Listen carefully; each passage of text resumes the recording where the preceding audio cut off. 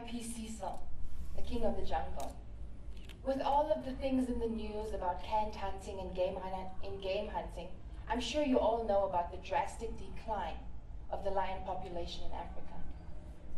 We now only have about 30,000 lions on the entire continent, and they only roam freely in 8 of those African countries.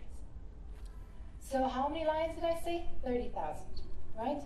If you put those lions in Greenpoint Stadium and you put each lion on a seat, you can still sell 25,000 more tickets before that stadium is even full. In South Africa, we have 3,000 wild lions, 2,000 of which are in the Kruger National Park. This park is found to be one of the most financially viable parks in the whole world. But these lions' biggest threat are not game hunters, but actually disease, namely tuberculosis. So lions get tuberculosis when they eat infected buffaloes. 50% of the buffalo population in Kruger is infected with TB. So do all of these lions have TB? No.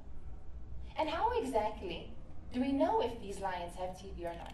I mean, they can't exactly tell us that they've been up coughing all night, can they? I'm glad you asked me that. At the Animal TB Research Group at Stellenbosch, we've developed a blood test that can accurately tell us whether this animal is infected with TB or whether it's healthy by looking at the immune response. In our bodies, we have cells called immune cells. That's me today. They go around the body patrolling, much like soldiers in an army. When they encounter something foreign, like TB, they take it up.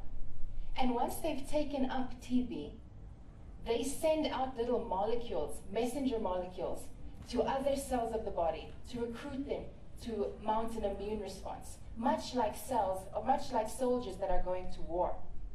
So what we do in our blood test is we take the blood of the lion and we literally count those number of molecules or messenger molecules in the sample.